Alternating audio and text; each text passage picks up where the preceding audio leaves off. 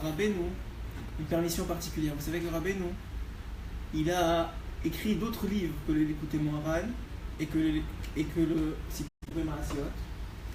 Deux en particulier qui s'appellent, un qui s'appelle le Sefer HaGanuz, qui est un livre qui a été caché, c'est pour ça qu'on l'appelle comme ça, et un qui s'appelle un Sefer qui a été brûlé.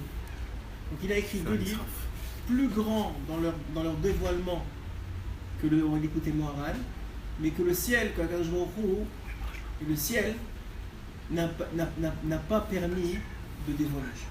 La lumière était tellement intense qu'en haut, on n'a pas permis que se dévoile cette lumière-là. Mais on a Baruch Hashem, ce que Rabbeinu a dit clairement, qui est l'un des plus grands enseignements qu'il a laissé dans ce monde, ça s'appelle les contes. Alors vous me direz pourquoi il l'a fait sous forme de contes. Pourquoi il n'a pas fait comme le Likutei Moharan? Que le Likutei Moharan, c'est quand même des enseignements qui sont des enseignements de Torah, basés sur des versets de Torah, simplement parce qu'il a dit comme ça. Il a dit, puisque il arrivera une génération où ce sera tellement difficile d'ouvrir un livre de Torah, ils ne pourront pas dire que de lire un conte, ce sera difficile. Ou d'écouter un conte, ce sera difficile. Qu'est-ce qu'il a fait? Il a prévu, bien dormir ici, il a prévu le médicament avant la maladie. Il a dit, puisque ce sera difficile d'ouvrir un livre de Torah, moi je vais faire des contes. Et il a dit, les goïms, ils ont fait des contes pour endormir leurs enfants. Et moi je vais faire des contes pour réveiller les juifs. Pour réveiller l'âme des juifs. Et d'ailleurs, c'est écrit par exemple à propos du conte qu'on va aborder aujourd'hui, qui s'appelle le conte de la princesse perdue. Le Mea Vedat Bat Melech. Baruch haba, Baruch haba. Alors, ce conte-là de la princesse perdue, il a dit lui-même, et comme ça commence le conte, que dedans est cachée une telle vérité d'Akadosh Baruch Hu, dedans est cachée une telle vérité d'Akadosh Baruch Hu, que sans même que vous vous en rendiez compte, cette Torah-là qui est contenue dans le conte, elle est tellement grande, elle est tellement puissante, que vous lisez le conte, et ça va vous donner des envies de faire tchouva. Ça va vous donner des envies de revenir vers Akadosh Baruch Hu. Parce que cette Torah-là, ce médicament-là, il est tellement grand, il est tellement puissant, de la même façon, comme j'avais dit un jour, quand quelqu'un est malade, qu'est-ce qu'on fait? On lui donne des médicaments. Si par exemple il a une infection, on lui donne des antibiotiques. N'est-ce pas? On lui donne des antibiotiques. Mais maintenant, si l'infection est trop répandue, qu'est-ce qu'on fait? On l'envoie à l'urgence, on lui donne une dose intraveineuse. Il a besoin d'une dose intraveineuse. La Torah qui est contenue dans les contes de Rabbi Nachman, c'est inimaginable qu'est-ce qu'elle contient, c'est infini. Maintenant, c'est sûr que il faut comprendre quelque chose. Aujourd'hui, lorsque je vous ai dit qu'on a Bezrat Hashem, on va commencer probablement Bezrat Hashem avec Bessiatia d'Ishmaïa à commencer à commenter, à expliquer un petit peu, en tout cas à gratter la surface des contes de Rabbeinu,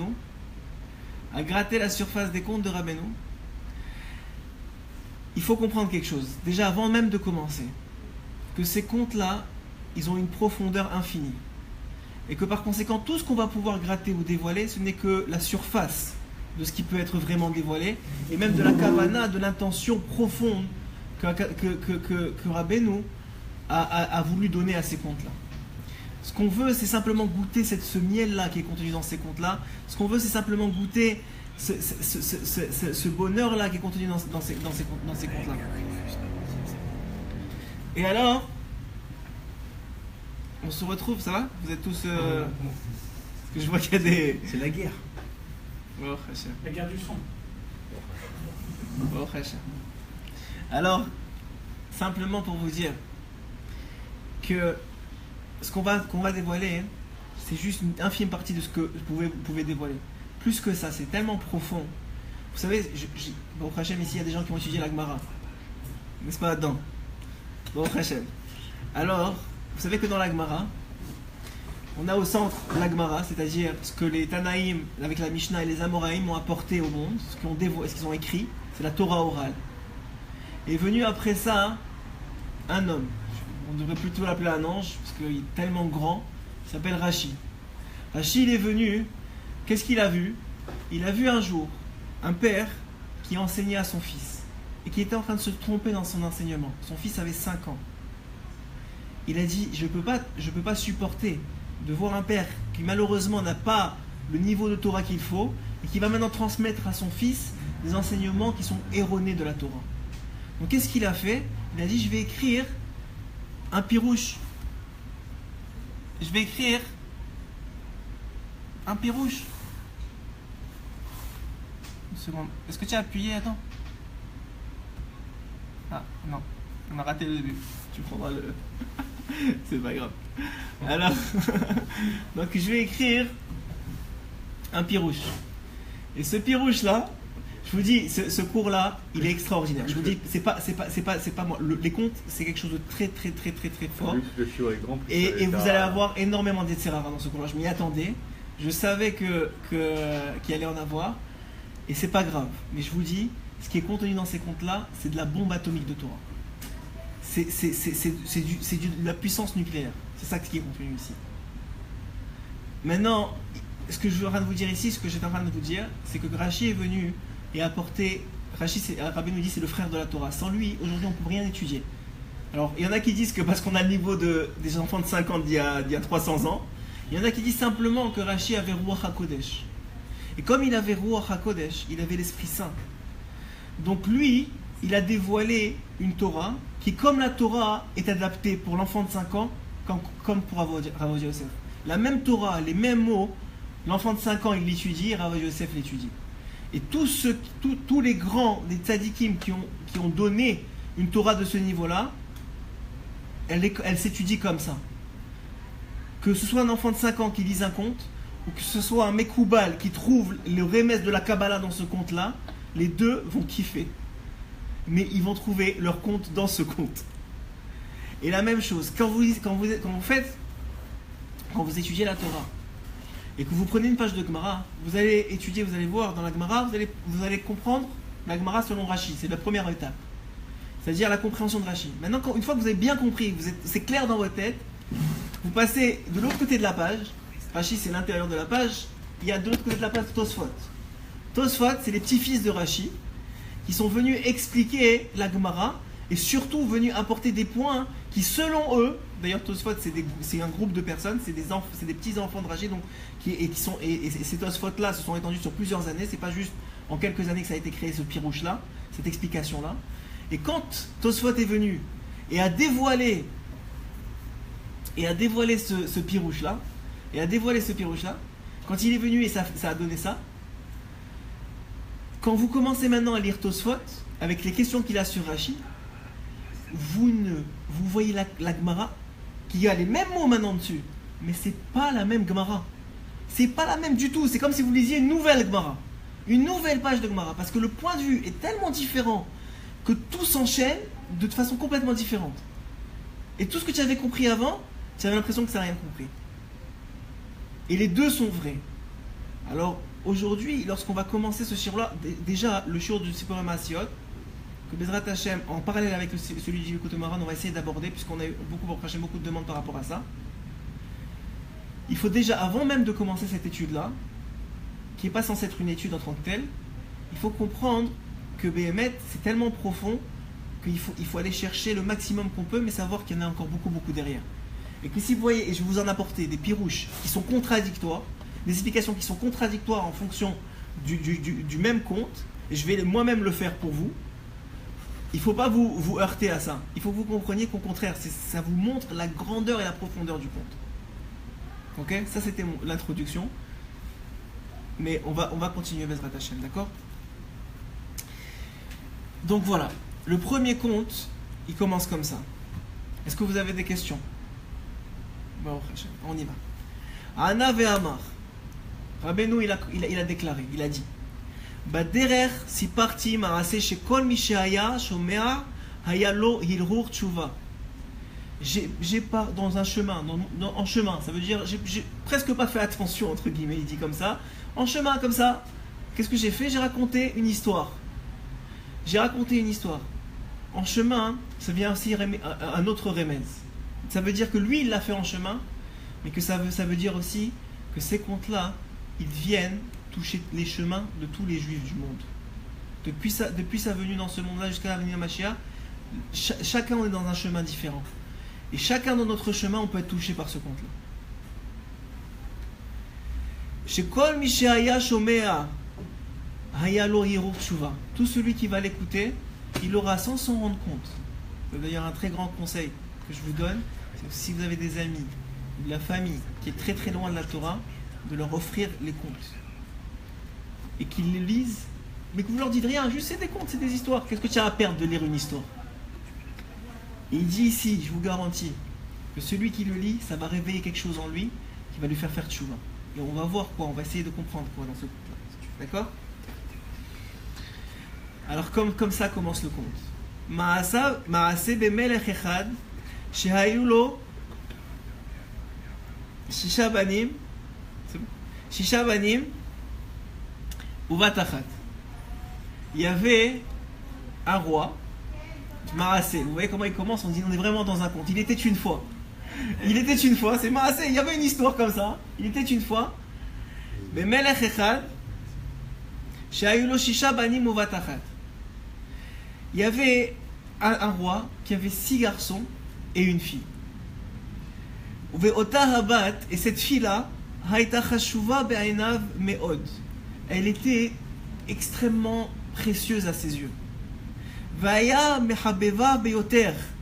Il éprouvait énormément d'affection pour elle. Et il était souvent, très souvent avec elle.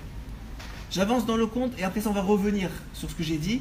Et vous allez voir, selon différents pirouchim que j'ai eu accès, comment on peut lire ce conte-là différemment. Ok?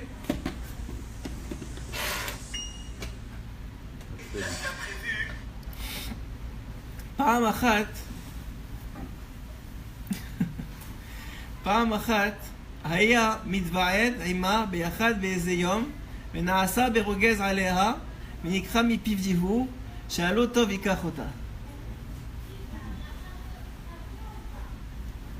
Alors il y avait une fois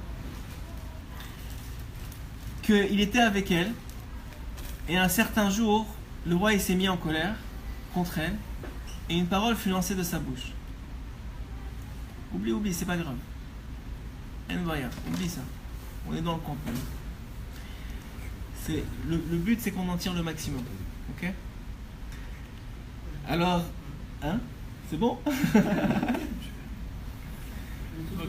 Oui, tout oui. Je savais quand en commençant ce contact, il y a vendu ça. Je savais. Baruch Hashem. Alors on y va. Premièrement, Maasé bemelech echad. Il y avait un Maasé, une histoire d'un melech echad. Misé un melech. C'est qui ce roi? Vous savez que de façon générale, que ce soit Rabbeinu, de façon générale, Rabbi Nachman et dans la Torah, on sait qu'il y a un roi. Le roi des rois, Melech Malchei Melachim. Ce roi-là, c'est HaKadosh Baruch Hu, Birvodo Uvatzma. C'est Hachem lui-même. Ce roi-là, Shayu lo shisha banim uvat achat.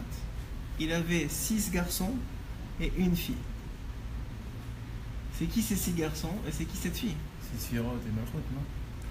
Alors, une des explications, c'est de dire que il y avait, vous savez qu'il y a dans ce qu'on appelle les sphirotes, c'est-à-dire les mondes, ok?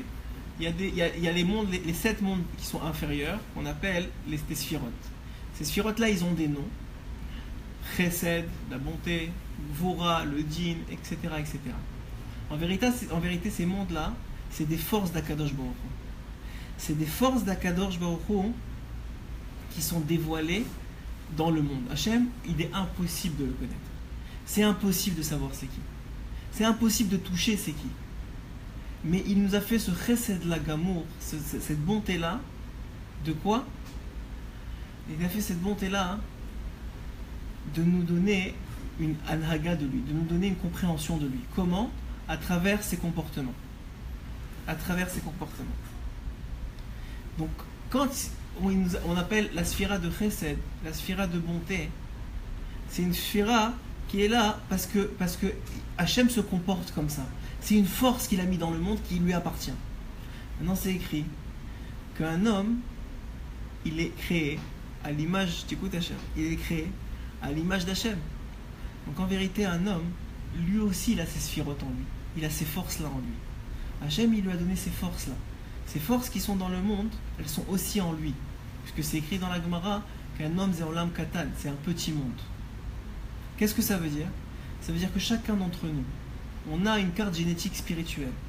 Que cette carte génétique spirituelle-là, elle est composée différemment en fonction de qui on est. En fonction de qui on est, on a un certain pourcentage de chesed, un certain pourcentage de bonté, un certain pourcentage de rigueur, un certain pourcentage de tiferet, de splendeur, un certain pourcentage de tout ce qui existe.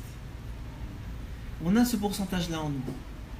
Mais vous voyez, par exemple, que dans la Torah, c'est écrit que Avraham Avinu, c'était Ish Chesed. C'était un homme de Chesed. Il avait probablement 99,9% de Chesed en lui. Mais quand il est venu pour faire la Akedat Yitzhak, quand Hachem lui a dit maintenant c'est le temps de sacrifier ton fils, qu'est-ce qui s'est passé? Il a utilisé du din, il a utilisé de la rigueur. D'où elle vient cette rigueur-là? D'où elle vient? Rachel, d'où elle vient cette rigueur-là? Elle vient de lui. Maintenant, de là, on apprend quelque chose d'extraordinaire. On apprend que une épreuve, elle ne vient que pour, je vais doucement, que pour dévoiler une force que tu as en toi, que sans cette épreuve-là, tu n'aurais jamais dévoilé. Il y a une force qui s'appelle le din chez Avraham Avinu, qu'il a caché toute sa vie, qui peut-être il n'était même pas conscient qu'il l'avait. Est venu Hachem et lui a dit maintenant c'est le moment de sacrifier ton fils. Lorsqu'il a fait ça, il a exposé au grand jour, et à lui-même surtout, qu'en lui il y avait du din et du bon din, du din au service d'Akadosh Baruch. Quand une épreuve elle vous arrive, le vrai secret qui est dévoilé ici, c'est qu'en vérité, c'est vrai, on a dit c'est pour ton bien et tout ce que tu veux, Baruch Hashem, on a fait des cours sur ça. Mais le vrai secret, profond des profondeurs que j'ai atteint jusqu'à aujourd'hui en tout cas, peut-être que demain je vous dirai encore autre chose. Si Akadosh Baruch il me dévoile encore autre chose. Mais la profondeur des profondeurs, c'est que cette épreuve-là, elle vient pour dévoiler en toi une force, un koach, une qualité spirituelle que jamais tu aurais pu dévoiler. Et tu le vois. Tu le vois que il y a des épreuves, ça fait mal. Quand ça arrive, ça fait mal. Spirituellement, ton cœur, souvent tu vas être blessé, c'est difficile. Si c'est la parnassa, tu es angoissé. Si c'est le shalom bayit, tu peux être blessé, tu peux être affecté. Chacun selon ses épreuves de la vie, on en a tous. Mais quand on reçoit ça, ça fait très très très très mal. Mais vient quelque temps après, la Yeshua, on remonte la pente. Hachem, il nous redonne des forces. Et quand on regarde en arrière, on réalise qu'on n'est plus le même homme qu'on était au moment de l'épreuve. Et on dit, comment j'ai fait pour devenir cet homme-là? Et tu réalises qu'en vérité, le peu que tu vois, et en vérité c'est beaucoup plus que ce que tu vois, mais le peu que tu vois, tu réalises que cet homme-là que tu es devenu aujourd'hui, que maintenant tu as plus de patience, que tu prends les choses de façon plus relative, que tu t'angoisses moins pour des choses plus graves. C'est pour ça qu'on dit que ton Seigneur il monte avec toi, il a besoin d'être plus fort maintenant. Parce que ce qu'il était hier, c'est fini pour toi. Tu es devenu quelqu'un de plus grand. Pourquoi tu es devenu quelqu'un de plus grand? Parce que cette épreuve-là, elle t'a forcé à te dépasser. Elle t'a forcé à dévoiler une force qui était en toi. Une force qui était en toi, un chélek qui était en toi, que tu n'aurais jamais dévoilé sans ça. Ok? Et là, il y a le roi des rois, Maaseh Melech HaMelachim, qui a fait ces forces-là, qui a mis ces forces-là dans ce monde. Et puis, il y a la petite dernière, la fille. C'est qui cette fille-là? C'est la Malchut. La Malchut, c'est la dernière sphira, c'est le dernier monde, c'est le monde qui est notre connecté à nous. C'est la sphira féminine, c'est pour ça qu'elle s'appelait une fille. C'est la sphira féminine, c'est le monde féminin, parce qu'il reçoit de tout. Vous savez qu'une femme, pour donner un enfant, elle reçoit. Une femme, elle est réceptrice normalement. Elle est créée comme ça, pour recevoir. La Malchut, c'est féminin. Elle reçoit de tous les mondes, pour pouvoir donner vie à ce monde-ci. Donc la Malchut, maintenant, elle vient de donner vie à quelque chose, à ce monde-ci. Mais elle a reçu. C'est la fille d'Akadosh Baruch Hu. Maintenant, la Malchut, c'est pas seulement ça. La Malchut, dans la Kabbalah, on va pas faire de Kabbalah en profondeur. Je vais vous donner juste des principes que beaucoup connaissent déjà. La Malchut, c'est aussi beaucoup d'autres choses qui sont connectées ensemble, qui sont un même lien. C'est écrit que c'est 6 garçons et une fille, c'est aussi les 6 jours de la semaine et le Shabbat. Parce que le Shabbat, c'est la Malchut. C'est écrit aussi que ces 6 fils et cette fille, c'est aussi les 6 traités de Mishnah, qui sont la Torah. La Torah orale, je vous l'ai dit, je vous le répète, c'est la Torah du juif. Et c'est quoi cette fille-là? C'est la Tfila. La Tfila, c'est la fille chérie d'Akadosh Baruch Hu. Les fils, c'est la Torah. Il faut être, tu sais, c'est l'homme qui est chayav d'étudier. Mais d'où on apprend la Tfila? De Chana. C'est une femme. On apprend de elle. Même nous qui prions, nous hommes qui prions, d'où on apprend ça? De Chana. C'est une femme. Plus encore, vous savez que excusez-moi, que Léa, elle a eu 6 fils et une fille, Dina. Et comme ça, je pourrais vous donner un périple de ce que ça veut dire, ces 6 fils et une fille.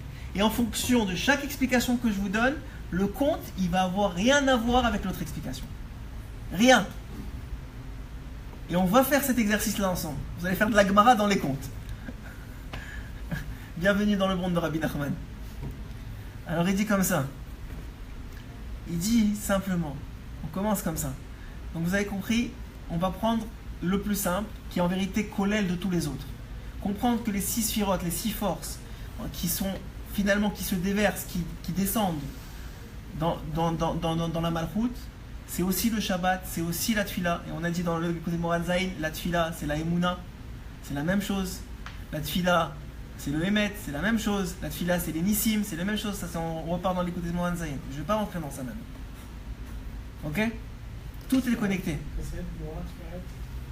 Od, Netzach, Yesod. Netzach, Od et Yesod. Il y a une truc comme ça. Je ne veux pas que vous rentriez trop dans les détails pour l'instant. On va revenir dessus. Probablement qu'on va refaire le début de ce conte-là plusieurs fois. Mais je veux que vous compreniez d'abord le principe. Il faut que vous ayez une vue d'ensemble de ce que c'est quoi ce conte. Et après ça, on rentrera plus encore dedans. Comme vous faites de la Gemara. D'abord, il faut que vous ayez une vue d'ensemble de ce que la Torah vous dit, la Torah orale vous dit, ce que les Tanaïm et les Amoraïm vous disent. Et après ça, une fois que tu as une vue d'ensemble, tu peux commencer à rentrer dedans et essayer de comprendre pourquoi il a dit ça, comment il a dit ça, pourquoi il a ajouté ce mot-là, etc., etc. Mais d'abord, il faut avoir une vue d'ensemble de ce que c'est. Ça, c'est dans toute approche dans la Torah. Et même, j'imagine, dans le monde entier, et même dans le business, etc. Tu veux d'abord avoir un plan de match. Et après ça, ok, on fait ça comme ça, on fait ça comme ça, on fait ça comme ça, dans les détails. Mais d'abord, il faut que tu aies une vision. Il faut que tu te voies. Il faut que tu voies qu'est-ce que tu veux atteindre. C'est vraiment tout. Donc ici, vous voyez d'abord que Rabbeinu il dit qu'il avait énormément d'affection pour elle. Plus que pour tous les autres fils. Il avait quelque chose de spécial. Hachem, il aime le Shabbat plus que tous les autres jours de la semaine. Hachem, il aime la Tfila plus que la Torah. Et ça, c'est un chidouche que Rabbeinu dit. C'est un chidouche que Rabbeinu dit ici. Et on va rentrer dedans bien comme il faut, Bezrat Hachem. Et je vous le donne comme ça, comme une bombe. Vous la prenez, pour l'instant, vous la gardez de côté. On va voir comment c'est vrai. Hachem, il aime la Malchut, il aime ce monde-ci. Tous les autres mondes, ils ne sont là que pour déverser son flux à lui dans ce monde-ci. Ce monde, c'est le Ikar de tous les autres mondes. Tout ce qu'il a créé, vous savez ce qu'on appelle Shvirat HaKelim. Shvirat HaKelim, c'est quoi? C'est que Hachem, il a voulu créer ce monde. Il a voulu créer ce monde. Maintenant, pourquoi, comment, on a fait d'autres théories, mais on reviendra probablement dessus. Mais il a voulu créer ce monde. Pour créer ce monde, il fallait qu'il se voile. Ce qu'on appelle le Tzimtzum. Il s'est voilé pour qu'on puisse exister. Maintenant, quand il s'est voilé à Kadosh Baruch Hu, quand il s'est voilé, il y a quelque chose de spécial qui est arrivé. C'est que maintenant, il faut qu'il se voile, mais en même temps, il faut qu'il soit présent parce que c'est lui qui donne la vitalité à tout ce qui existe. N'est-ce pas? Vous suivez, hein? Si vous ne me suivez pas, vous me dites. Parce que si vous ne suivez pas non plus sur Internet, il ne suivent pas. Il faut que ça rentre. C'est tellement profond que des fois, pour l'amener là où il faut le répéter. C'est pas grave. Donc on a dit que Hachem, il a voulu créer ce monde. Donc qu'est-ce qu'il a fait? Il a envoyé une partie de lui, de l'énergie. On va appeler ça d'énergie, même si on ne peut pas définir qui est Hachem. On va appeler ça d'énergie. Maintenant, l'énergie était tellement grande que même avec l'énergie, même cachée, c'était trop pour nous. On n'aurait pas pu exister. Comme on pourrait dire les machals, le soleil, s'il était une petite pas trop proche ou une petite pas trop loin, soit la terre serait brûlée, soit elle serait gelée. Il fallait qu'il soit au bon niveau. Donc Hachem, qu'est-ce qu'il a fait? Il a mis des écrans, ce qu'on appelle des kélim. Il a mis des écrans, des réceptacles, qui au moment où il a envoyé cette énergie-là pour créer le monde, ils se sont cassés. Et en se cassant, ils ont ralenti l'énergie, ils ont absorbé de l'énergie.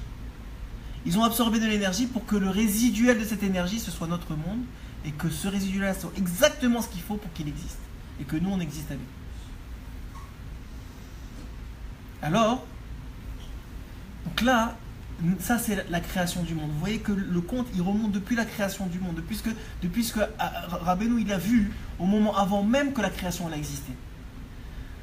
Donc ça c'était ce que Kadosh Baruch Hu a fait. Il a laissé un résiduel. Maintenant c'est Shvirat HaKelim. Hachem, il n'aime pas que ce soit cassé. Il faut le réparer. Il faut que quelqu'un s'en occupe. Il faut que quelqu'un répare ces mondes-là. Il faut que quelqu'un répare ces cassures-là. Et ce quelqu'un, on va voir que dans ce conte, il dévoile c'est qui. On continue. Il y avait un jour, Paramachat, Aya mitvaed, Eimah beyachad, be'ezeyom, ve'naasa, be'rogez aleha, ve'nizreka mipiv dibour. Une fois, il était avec elle. Cette fille-là qu'il adorait, qu'il aimait beaucoup. Et un certain jour, le roi se mit en colère contre elle. Maintenant, il s'est mis en colère. Rabbeinu ne dit pas pourquoi. On va voir pourquoi il ne dit pas pourquoi. Il s'est mis en colère contre elle. Venizreka mipiv dibour. Et une parole lui est sortie. Qu'est-ce qui lui est sorti? Chez l'otov ikachotar. Que le pas bon t'emporte. Il l'a maudit. Il a maudit cette fille-là. Vous voyez comment c'est chachouv. Qu'est-ce qu'on sort de notre bouche? Parce que vous allez voir ce qui va se passer. La nuit, elle est rentrée dans sa chambre. Et le matin, on ne la retrouvait plus. Premièrement, on a un moussar à pipchat. Faites attention à ce que vous dites. Faites attention à ce que vous dites. Vous créez des anges à chaque parole. Vous n'êtes pas des goïms. Vous avez un pouvoir dans la bouche. À Kol Yaakov. La bouche, elle donne un pouvoir particulier. Elle donne une force particulière. À Kol Yaakov. Donc ça veut dire simplement qu'il faut comprendre que Béhémet, vous avez un pouvoir extraordinaire dans votre bouche et il faut l'utiliser qu'avec des bonnes choses. Et surtout avec les proches. Donc ça peut très vite, la langue peut lâcher. Avec vos enfants, avec votre femme, ça peut très vite lâcher. Et après ça, vous vous retrouvez avec des problèmes et vous dites mais pourquoi ça m'arrive? Mais ces problèmes-là, c'est toi qui les as sortis de ta bouche. Fais attention à ce que tu dis. Habitue-toi à sortir que du positif. Habitue tes enfants à sortir de leur bouche que du positif. Même si c'est vrai, il faut faire très attention à ce que tu dis, que du positif. Parce que ce que tu crées, c'est une réalité qui était potentielle. Que maintenant, quand tu as sorti dans ta bouche, tu l'as par ta force que tu es juif et que ta bouche elle crée. Tu viens de créer une réalité dans ce monde. Ça, c'est déjà à petit pchat. Qu'est-ce qui est écrit ici? Maintenant, à pisod, un peu plus, on va chercher un peu plus. Ici, premièrement, on n'a pas la raison pour laquelle il s'est énervé. Un des pirouches, un des commentaires, va selon le sens que c'est volontaire évidemment de la part de Rabbeinu de ne pas avoir dévoilé pourquoi il s'est énervé, simplement parce que ça ne nous intéresse pas. Ça ne nous intéresse pas pourquoi il s'est énervé. Pourquoi ça ne nous intéresse pas? Parce qu'en vérité, ce pirouche-là, il explique que Hachem, il a fait exprès de s'énerver pour avoir une raison de l'envoyer dans le pas bon. Il a fait exprès de s'énerver pour l'envoyer dans le pas bon. Une autre explication, c'est que Béhémet, si vous prenez maintenant que cette fille-là, c'est la tfila, il a fait en sorte que cette fille-là, elle soit, entre guillemets, écartée de la Torah. Et vous le voyez aujourd'hui, dans les mondes religieux, et à Rabbeinu c'était encore pire, encore aujourd'hui, avec la chassidoute, on approche du Mashiach. Qu'est-ce qu'on a dit? C'est quoi la clé du Mashiach? La tfila. C'est la tfila. La tfila, elle est en galoute. Qu'est-ce qu'il dit Rabbeinu? La tfila, elle est en galoute. Elle est en exil. Mais la Torah, elle n'est pas en exil. La Torah, elle est vivante et kayama. La Torah, tout le monde sait qu'il faut étudier. Tout le monde sait qu'il faut étudier. Et même le Yetzirara, il sait. Prenez sur vous de faire 1 heure d'Itbo des doutes et prenez sur vous de faire 1 heure de Torah. Vous allez voir qu'est-ce que vous allez faire en premier. Et que vous allez voir qu'est-ce qui va tenir. Qu'est-ce qui va être plus difficile de faire et qu'est-ce qui va me dire. Ras Bishalom que je dénigre la Torah. C'est pas ça que je suis en train de dire. Ce que je suis en train de dire, c'est qu'Hachem, il a fait volontairement que la tfila soit dénigrée ici plus que la Torah. C'est quand même des fils. Les 6 traités de Mishnah, c'est quand même des fils. Mais la tfila, c'est ce qui est de plus chachouv. Mais Hachem, il a fait volontairement, et on va voir pourquoi, il l'a envoyé dans le pardon. Il l'a envoyé dans le dénigrement. Comme c'est écrit dans la Gemara Mefourash, il y a quelque chose d'extrêmement précieux aux yeux d'Akadosh Baruch Hu qui est dénigré des hommes. C'est quoi? C'est la tfila. C'est la prière. Rabbeinu il dit, le plus haut niveau de tfila que tu peux atteindre, c'est la Hitbo des doutes. C'est le 50e palier du niveau de tfila. C'est le 50e palier, c'est la Hitbo des doutes. Ça veut dire il a dévoilé le plus haut niveau que tu peux parler avec Akadosh Baruch Hu, c'est la Hitbo des doutes. Le plus haut niveau de tfila, c'est la Hitbo des doutes. C'est pour ça que c'est là où il y a le plus grand Yetzirara. Sachez, c'est comme ça que ça marche. Je vous ai dit, je savais ce soir qu'on commençait, il y allait avoir du Yetzirara. Bon, et Baruch Hashem, ça prouve qu'on est en train de dévoiler quelque chose de grand. Et je vous dis maintenant, ça c'est au niveau de pourquoi il s'est énervé. Et il y a une raison pour ça. Mais la raison, elle n'est pas donnée tout de suite en tout cas. Maintenant, ensuite de ça, il a sorti quelque chose de sa bouche que le pas bon t'emporte. C'est quoi ce pas bon là? C'est quoi ce pas bon là que le pas bon t'emporte? C'est quoi ça? C'est quoi ce pas bon là? Un des pshat. Ah, je vous ai pas dit. Ah, j'ai pas dit le plus important. Mechila. Ah, c'est pour ça que je comprenais pas. J'ai pas dit le plus important. La malchoute. La malchoute, c'est aussi une autre chose. La malchoute. Non, la malchoute, c'est la shrina. Et la shrina, c'est toutes les âmes d'Israël. C'est toutes les âmes d'Israël. Donc cette fille-là, c'est en vérité l'âme kolélet, l'âme qui rassemble toutes les âmes d'Israël. C'est quoi cette âme-là? C'est l'âme d'Adam Arishon. C'est écrit, hein? Oui, mais ça veut dire, Rava, elle vient d'Adam Arishon, c'est une même âme. Mais c'est écrit que quoi? Que toutes les âmes d'Israël font partie d'Adam Arishon. Plus que ça, c'est écrit qu'au moment qu'il a voulu fauter, vous savez qu'on ne fait pas tous partie de la même partie d'âme. Aujourd'hui, c'est écrit qu'on fait partie de quoi? Du talon du Mashiach. On fait partie des âmes du talon du Mashiach et du talon d'Adam Arishon. Pourquoi? Je vous donne les 2 raisons pourquoi on fait partie du talon d'Adam Arishon. 1, parce que le talon, c'est ce qu'il y a de plus fragile. Quand vous tapez le tendon d'Achille, tout s'écroule. Il a beau être gibor, tout ce que tu veux, l'histoire connue, il a beau être fort, il a beau être musclé, ce que vous voulez, tu casses le tendon d'Achille, il s'écroule comme un petit bébé qui ne peut plus marcher. Ça, c'est la raison 1 pourquoi les générations de la venue du Mashiach sont celles du talon. 2, c'est aussi celles qui sont les plus importantes. Pourquoi? Parce que c'est elles qui supportent tout le reste du corps. C'est elles qui supportent tout le reste du corps, qui prennent le poids de tout le reste du corps. Maintenant, quand Adam Arishon il a fauté, écoutez bien, quand Adam Arishon il a fauté, il avait des parties d'âme dans son sechel, qui faisait partie de sa tête, de sa chokma, de sa compréhension, de son intelligence, on va dire.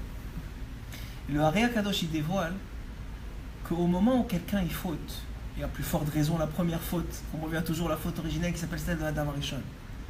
Au moment où un homme il faute, son âme, qui est une partie d'Hachem, elle est tellement dégoûtée, elle veut tellement pas qu'il faute, qu'elle veut qu'elle veut s'enlever de lui. Elle explose en lui. Elle explose mamache en lui. Maintenant, avant même qu'il pense à la faute, il y a des âmes de son sechel, de sa chokhma, qui n'ont pas supporté l'idée de la faute et qui l'ont quitté. Ces âmes-là, nous dit le Ari Akadosh, c'est les âmes des tzadikim qui ont été réparties dans les différentes générations. C'est les âmes des tzadikim akdoshim qui ont été réparties dans les différentes générations. Et ces âmes-là, elles nous supportent parce qu'elles n'ont pas été touchées par la faute. Elles sont capables d'atteindre des niveaux extraordinaires parce qu'elles n'ont pas été touchées par la faute. Maintenant, il y a tout le reste des âmes qui restaient dans l'Adam Arishon, eux, ils ont été touchés par la faute. Et non seulement ils ont été touchés par la faute, mais il y en a certains qui ont explosé, qui ont quitté le corps d'Adam Arishon. C'est pour ça qu'Adam Arishon, il est passé d'un habit de lumière à un habit commun. Il est passé d'une grande taille à une petite taille. Pourquoi? Parce que sa neshama ne correspondait plus à qui il était. Il avait une neshama plus petite, puisqu'il a perdu des parties de neshama. Maintenant, où est-ce que ces parties de neshama sont parties? Où est-ce que ces parties de neshama sont parties? Ces parties de neshama sont parties dans ce qu'on appelle la klipa, l'écorce du mal, l'écorce des forces du mal. Ces neshamot-là sont parties là-bas.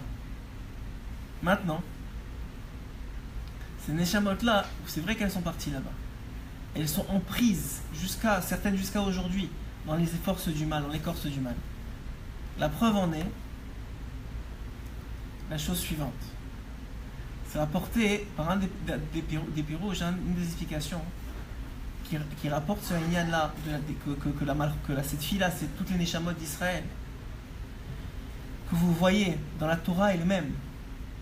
D'ailleurs, le Rav Ferrarez, un jour, il l'a expliqué comme ça. Dans la Torah elle-même, vous voyez ce principe-là. Vous voyez que lorsque les neshamot pures et fortes, dans des environnements forts et purs, comme celle de Yitzhak Avinu, qui a été élevée par Avraham Avinu, celle de Yitzhak Avinu, qui est pure de lui-même, qui est un korban ola, un korban pur, ce korban-là, cette force-là, il a cette force-là. Et maintenant, lui, quand on veut le marier, qu'est-ce qu'on fait? Avraham, il a devant lui Eliezer, son serviteur. Eliezer, il a une fille qui a été élevée par Avraham. Elle a été élevée dans la maison d'Avraham. Eliezer, qu'est-ce qu'il pense? Il dit à Avraham, ma fille, elle est parfaite pour ton fils. Qu'est-ce qu'il dit Avraham? C'est pas ça le plan d'Hachem. Va me chercher une fille de Canaan. Qui a Canaan à l'époque? Lavan. Le pire des pires. C'est écrit dans la Gada que Lavan, il voulait détruire tout, il voulait déraciner tout. Plus que Paro. Paro, il a fait juste les mâles, lui, il voulait tout déraciner tout le monde, ses propres filles. Sa propre descendance, il voulait la déraciner, tellement il haïssait Yaakov. Qu'est-ce qu'il a dit à Abraham? La neshama de Yitzhak, elle doit aller chercher la neshama qui est dans la klipa là-bas. C'est qui cette neshama-là? C'est Rivka. Rivka, c'est une rose parmi les ronces. Il faut aller la chercher.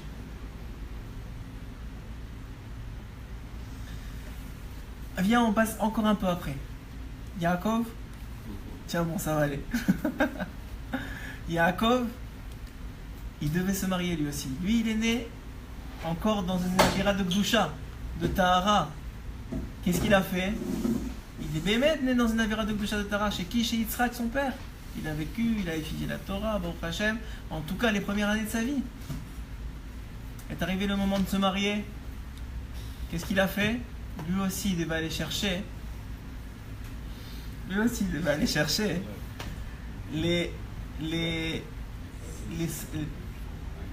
Quoi?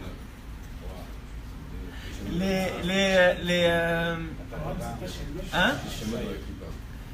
choses dans la clipa. La retraite, elle est sauvée. Les choses dans la clipa. Les neshamot dans la clipa. Et qu'est-ce qu'il a fait Yaakov? Il est parti chercher qui? Vous voyez, même dans les élections, le Yetzirah, il s'attrape. C'est incroyable. Mais je vous dis, c'est fort ce qu'on est en train de dire. Pas parce que moi je le dis, Chas v'Shalom, parce que ce qu'il est en train de dire ici, c'est une bombe. Et Et alors, il dit comme ça. Excuse-moi, Abraham, c'est pas c'est Lavan qui a été cherché justement pour son fils Israël. Ouais, c'est ça que j'ai dit, dans la clipa de Lavan. De Lot, je ne Non, il est parti chez Lavan, c'était la sœur de Lavan, Rivka. Rivka, c'est la sœur de Lavan. Maintenant, Yaakov est venu chercher qui? Lui aussi, il est parti dans la clipa de Lavan. Il est parti chercher les filles de Lavan. Il est parti chercher Rachel et Léa, les deux. Et leurs servantes. Tout ce qui appartenait à Lavan, il l'a récupéré. Tout ce qui était dans la clipa de Betoch à Lavan, que Lavan, on sait que c'est une clipa. Le Zohar Kadosh dit c'est une clipa, c'est une écorce.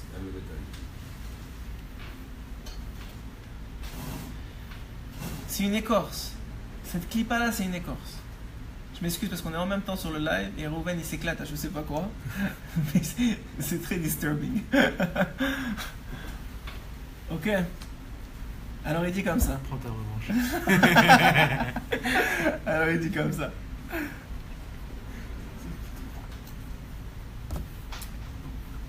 Il dit comme ça. Il dit simplement que, encore une fois, Yaakov, il est venu chercher dans la clipa. Viens, on descend un peu. Après Yaakov, Yosef. Yosef, lui-même, il descend dans la clipa. Lui-même, il descend en Égypte. Et je l'ai déjà expliqué dans un shiur. Toute la raison pourquoi les Juifs sont descendus en Égypte, c'est pour aller chercher les étincelles divines coincées dans la clipa. Donc lui-même, il descend en Égypte. Il souffre ce qu'il doit souffrir. Il devient un vice-roi. Maintenant, il doit se marier. Maintenant, lui, il est sorti de cette clipa-là. Il est devenu le vice-roi de cette clipa-là, de cette écorce-là. Il doit se marier. Il doit, parce qu'il en est sorti, lui, aller chercher une autre Neshama qui doit aller aider, qui doit aller sortir de là. C'est vrai? Qui va chercher? La fille de Dina. Dina, elle s'est fait... Shrem l'a pris de force. Et au moment de cette union-là, qui a été faite de force, sort un enfant. Hachem, il choisit de sortir un enfant. Et pas n'importe laquelle. Une fille qui va donner 2 tribus d'Israël. Ephraïm et Ménaché. Et qui va se marier avec qui? Avec Yosef Hatzadik. L'union, qui sort d'une union... j'ai pas envie de dire le mot parce qu'il est trop violent, mais ça veut dire... vous avez compris, elle s'est fait forcer. Elle s'est fait prise de force. Et de là sort la femme de Yosef Hatzadik. Bien, on descend encore. Est venu les Juifs eux-mêmes. Tous les 12 tribus sont descendus. Et ces 12 tribus-là, les 70 âmes qui sont descendues en Égypte, les 600 000 âmes juives vont sortir. Les 600 000 lettres de la Torah vont sortir. Et encore une fois, où est-ce que ça descend? En Égypte. En esclavage. Pourquoi? Pour aller chercher cette fille-là qui est tombée dans le pas bon. Viens, on continue. Il y a une femme qui s'appelle Ruth. Ruth à Movavia. Elle est dans la clipa de Moab. Elle est dans l'écorce de Moab. Il y a quelqu'un qui va la sortir.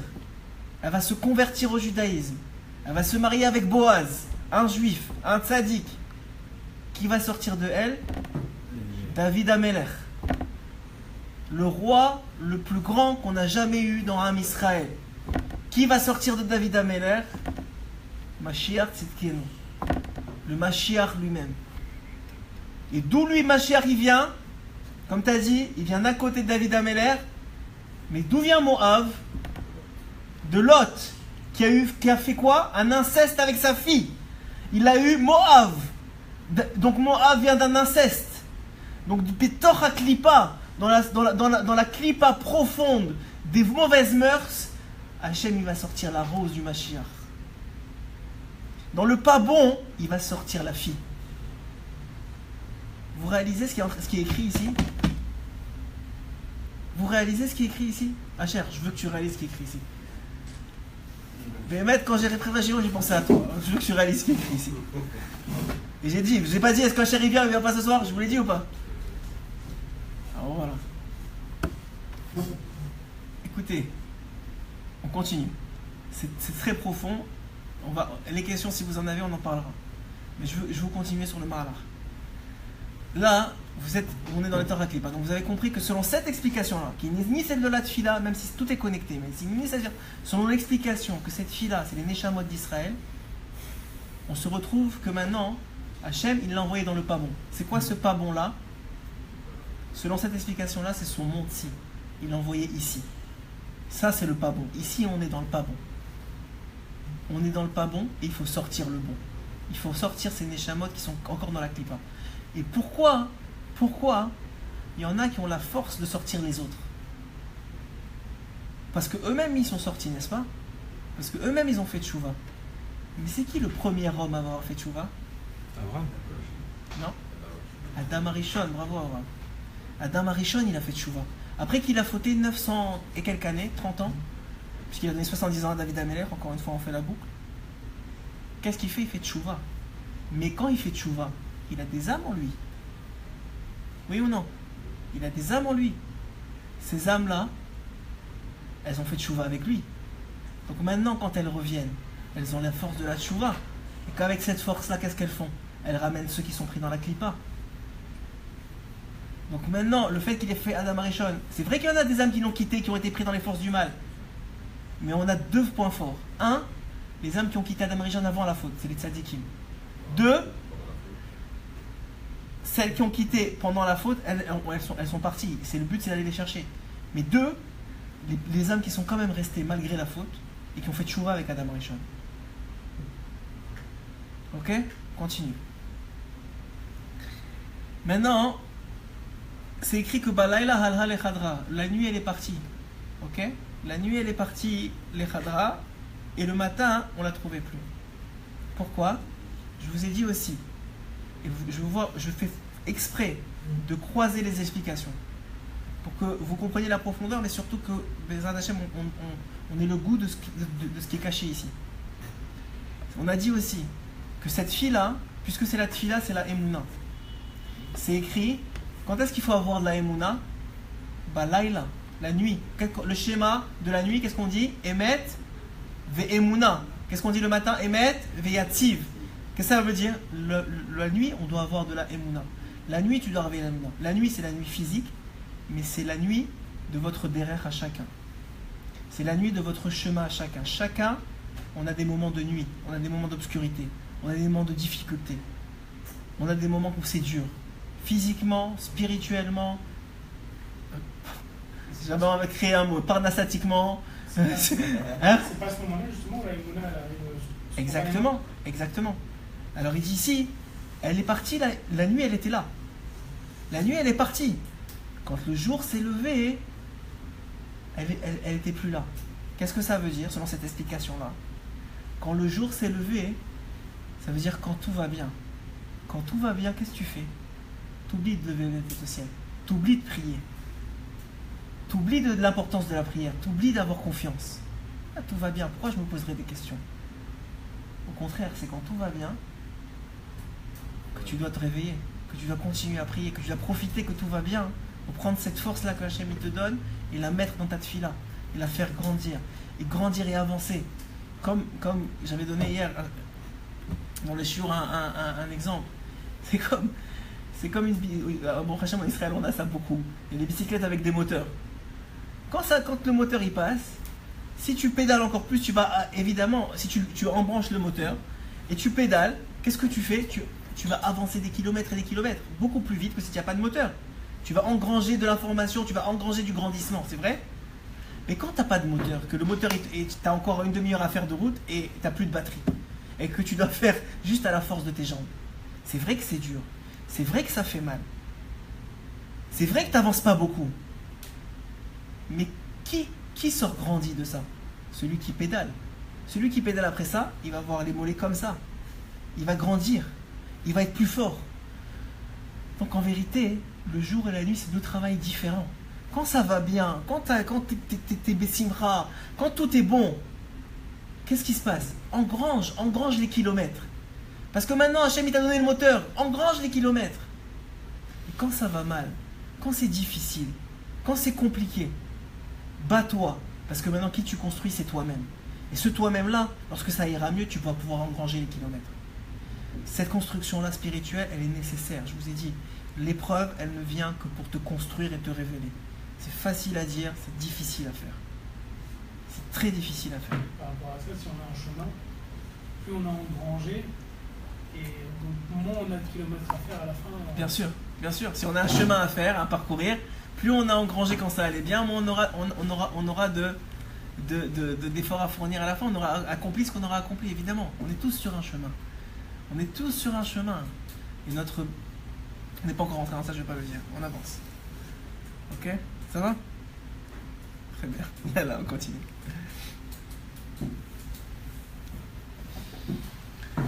Ok, alors maintenant... Vehaya aviha metzaer meod.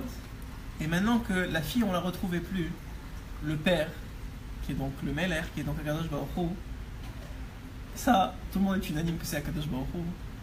Je d'abord chez moi, il est allé chez mon arabe. Ce père-là, il était extrêmement triste. Il était extrêmement triste. Mais alar levaksha ane va ana. Et il alla la chercher partout. Maintenant vous me direz, si c'est lui-même, comme je vous ai dit, Akadosh Baruch Hu, qui a fait exprès de l'envoyer, pourquoi est-ce qu'il est triste? Et pourquoi sûrement surtout il va la chercher, puisque c'est lui-même qui l'a envoyé dans le pas bon. Il sait très bien où elle est. Pourquoi est-ce qu'elle est triste? Pourquoi est-ce qu'elle est triste? Parce qu'elle lui manque. Même s'il fallait que ce soit comme ça, elle lui manque énormément. Nos Neshamot, elle manque énormément à Hachem. Chacun d'entre nous, il manque énormément à Kadosh Baruch Hu. La Neshama qu'il nous a donnée, elle manque énormément. C'est ce qui est écrit dans les mots ici. Ok? Mais pas seulement. Donc, ça te manque énormément. Mais pourquoi, puisque tu sais où elle est, pourquoi tu la cherches partout comme si tu ne savais pas où elle était? Voilà pourquoi. La prochaine phrase, elle arrive. Ahmad Hasheni la Malchut. Est venu le second du roi. Mechamat Shera'a She'amelech Mitztaer Meod. Il a vu que le roi, il était extrêmement triste. Uvikesh Shitnu lo. Il s'est décidé de se proposer à aller chercher la fille. Il a dit, puisque vous êtes tellement triste, ô roi que j'aime, je veux pour vous aller me sacrifier, aller chercher votre fille. Je sacrifier ma vie pour chercher votre fille. Au Vikesh Ishitnulo, et après ça, il a demandé des choses qu'il avait besoin pour faire ce travail-là. Maintenant, pourquoi je vous dis cette phrase-là, je m'arrête là pour l'instant, c'est que la raison pour laquelle Akadosh Baruch Hu, il l'a cherché partout, c'est pour qu'il incite chez le second du roi la volonté d'aller la chercher. Il voulait que le second du roi, il aille la chercher. Ok? Il voulait ça. Donc maintenant, qu'est-ce qu'il a fait? Il était triste, ce qui était sincère. Mais en plus de ça, il a fait semblant qu'il ne savait pas où elle était. Pour que le second du roi, il voit ça, il ait de la peine pour Akadosh Baruch Hu, et ils disent, moi je vais aller la chercher. Mais quand il a eu cette volonté-là, il aurait pu, vous voyez, que le roi, il n'a rien demandé au Sheni HaMelech. Il n'a rien demandé au second du roi. C'est le second du roi qui s'est proposé. Et c'était la volonté d'Akadosh Baruch Hu que ce soit comme ça. Pourquoi? Parce que si il lui avait demandé, va chercher ma fille, il n'aurait pas eu un si grand mérite. Il a un beaucoup plus grand mérite d'avoir volontairement voulu faire plaisir au roi. Ça, c'est une première chose. Mais deuxièmement, surtout, c'est que s'il lui avait demandé, il lui aurait enlevé la Bechira, le libre arbitre.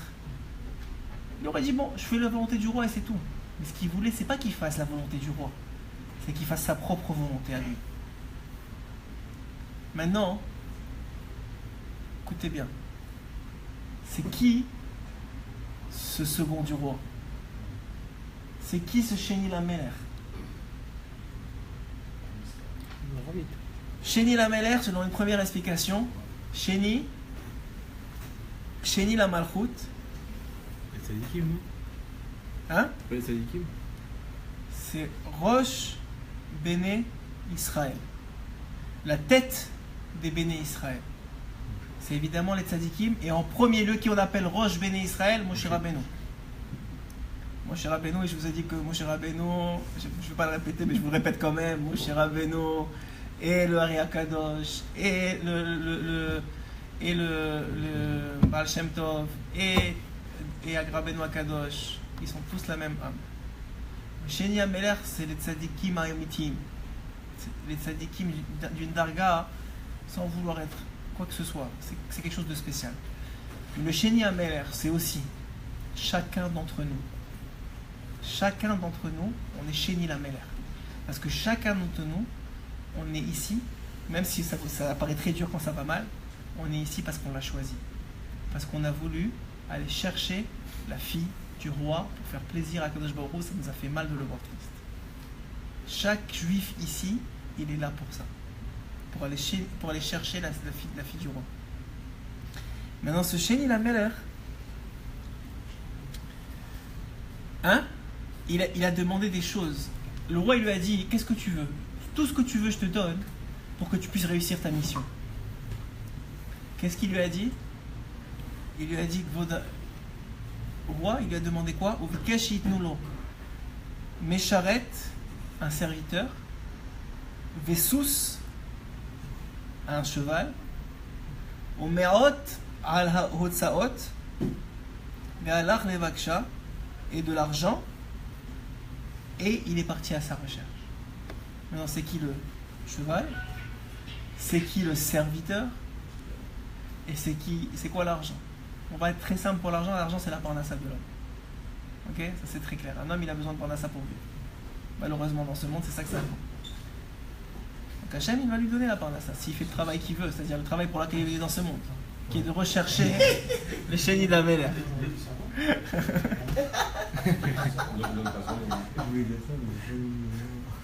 Qui est de rechercher le Sheni Ameler. Ok, donc il a donné de l'argent. S'il fait le travail qu'il veut, et l'argent qu'il a besoin pour faire le travail. Pas plus, pas moins. Ensuite de ça, il a demandé un cheval. C'est quoi le cheval? C'est quoi le cheval? C'est quoi le cheval? C'est notre corps. Notre corps, c'est notre cheval. Comme c'est écrit dans les Tehillim, David Amelach dit, ne soyez pas comme des chevaux qui partent après leurs tentations et leurs pulsions. Soyez les cavaliers de vos chevaux. Soyez les cavaliers de vos chevaux. Soyez les cavaliers de votre corps. Soyez les maîtres de votre corps. Ok? Ça, c'est notre corps. C'est qui le serviteur? Hein? Libre arbitre. Non. Non. Le serviteur, c'est le Yetzerara. Le serviteur, c'est le Yetzerara, le Koach HaMedami. Vous me direz, mais tu rigoles là. Tu vas me dire que le Yetzerara, c'est mon serviteur. Je vais vous expliquer. Que sans le Yetzerara, vous n'avez aucun mérite. Vous n'avez aucun mérite. Le Yetzerara, il est là, ce qu'on appelle le Koach HaMedami, pour te faire voir de l'illusion. Il est là pour te faire croire que Béhémet, il est là pour te faire croire que tout ce que tu vois, te l'inverser. Tu sais, la vie, c'est être riche. La vie, c'est rechercher les plaisirs. La vie, c'est ça. La vie, c'est ça. Tout ce qu'il ne faut pas croire que la vie, c'est. Tout ce que, dans le monde de vérité, quand tu vas arriver à 120 ans, on va te dire, mais qu'est-ce que tu as fait? Tout ça, c'est son rôle à lui. Pourquoi? Parce que pour avoir du mérite de trouver, il faut avoir ce Yetzirah. Mais surtout, parce que le Sheni Ameler, le second du roi, il n'aurait jamais trouvé la fille du roi, et on va le voir, sans son Yetzirah. En vérité, c'est son vrai serviteur parce qu'il va l'utiliser de la même façon que jamais vous auriez dévoilé, j'ai dit au début du shiur, jamais vous auriez dévoilé votre potentiel sans l'épreuve. De la même façon, jamais vous allez trouver le Sheni Ameler, vous allez trouver la Bat Meler, la fille du roi, sans votre etc. Maintenant, il faut comprendre. Si on reprend ce qu'on a dit, hein? Ouais, je voulais te dire, est-ce que tu peux reprendre? Donc, si on reprend ce qu'on a dit, parce que c'est très très très profond, je sais, on va revenir dessus au fur et à mesure qu'on va avancer dans cette problématique de Hashem.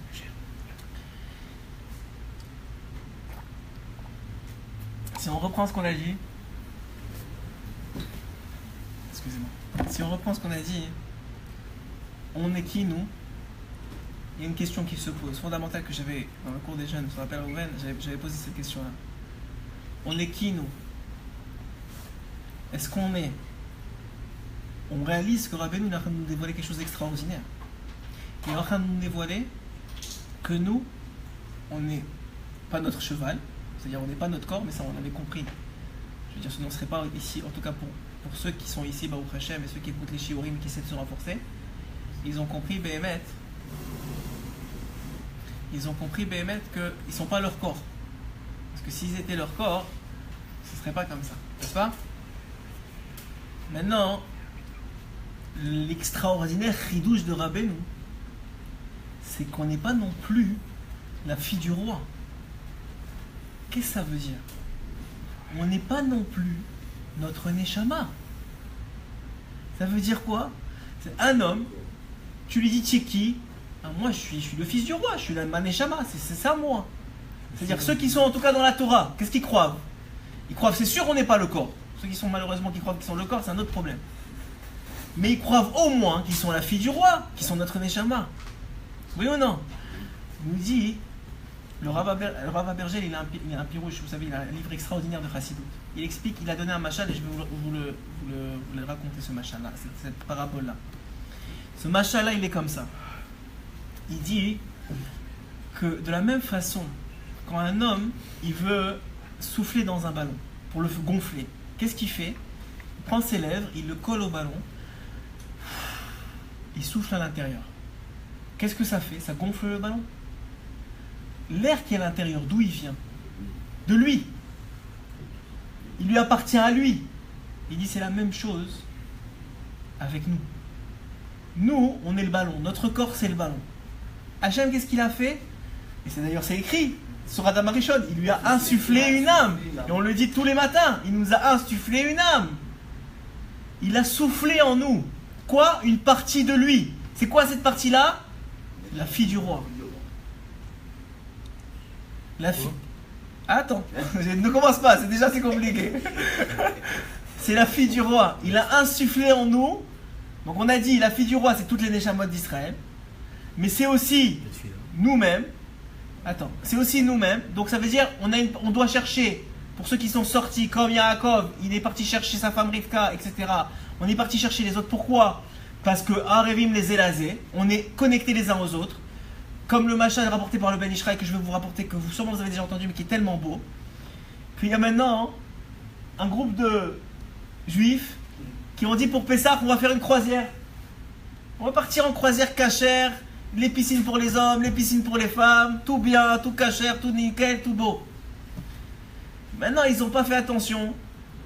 Il y a un qui, malheureusement, il n'est pas très bien dans sa tête, il est rentré dans... Il s'est faufilé, il est rentré dans le bateau. Mais cette personne-là, elle a payé son billet, elle a payé sa cabine, elle a tout fait comme il faut.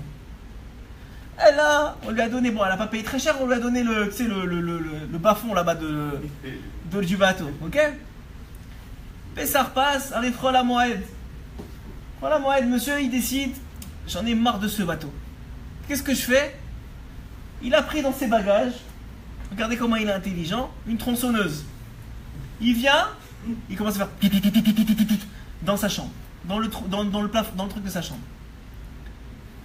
Les voisins entendent ça, ils disent oh, qu'est-ce qui se passe? Taper, il répond pas. Taper, il répond pas. Ils vont chercher l'équipage, ils vont chercher le capitaine, ils vont chercher le tzaddik. Il vient, il tape, il répond pas. Qu'est-ce qu'il fait le capitaine? Qu'est-ce qu'il leur donne? Prenez quelque chose, une hache, quelque chose, défoncez la porte, rentrez. Arrêtez-le, qu'est-ce qu'il est en train de faire? Qu'est-ce qu'il fait maintenant? Il casse la porte, il défonce la porte.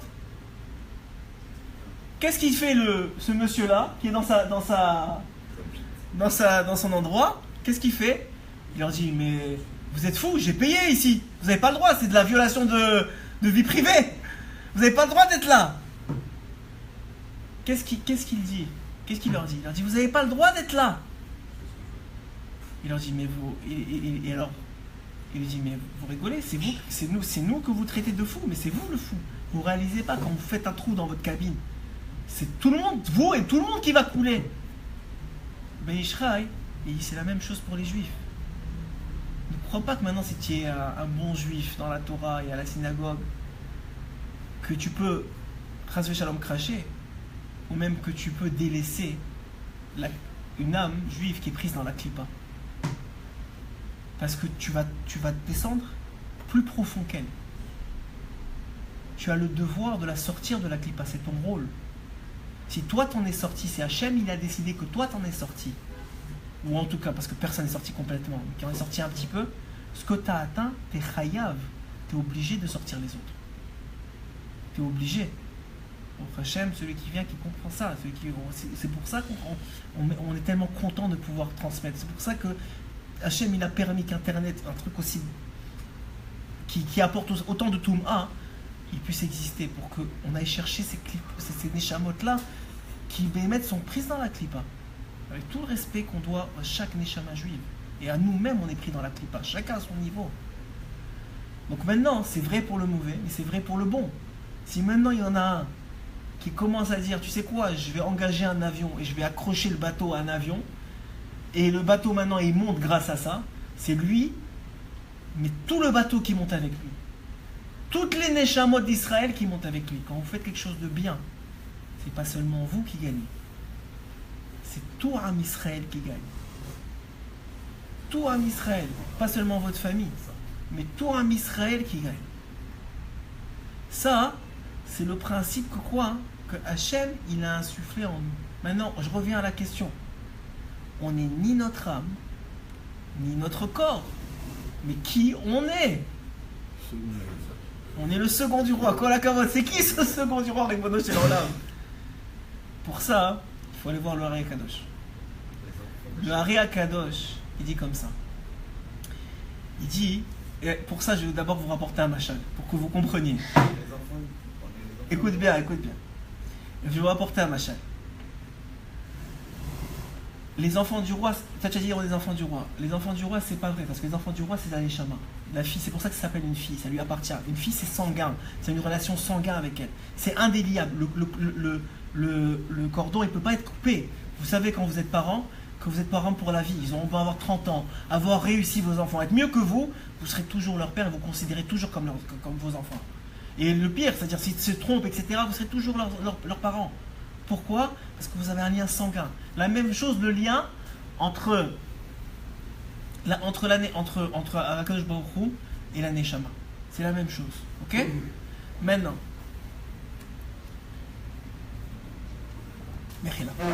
Maintenant.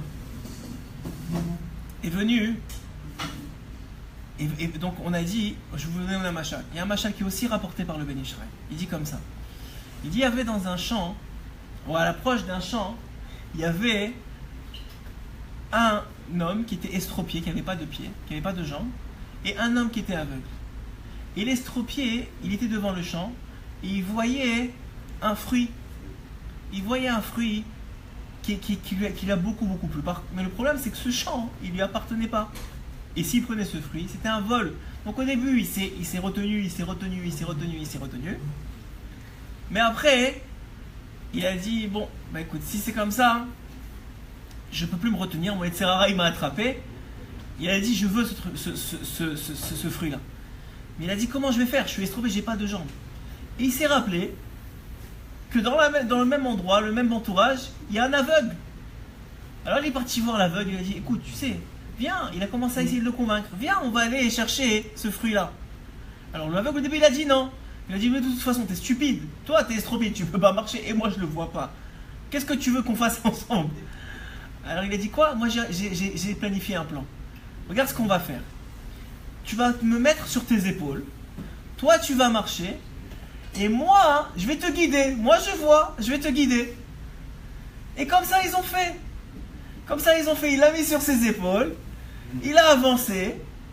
Et quoi? Ils sont partis chercher ce fruit. Évidemment, Hachem, il laisse personne impuni. Au moment où ils sont partis chercher ce fruit, arrive le gardien avec son fusil.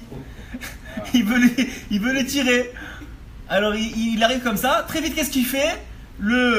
L'estropié, il dit, vite, lâche-moi. Alors, l'aveugle, il le jette par terre. Arrive à ce moment-là, le gardien.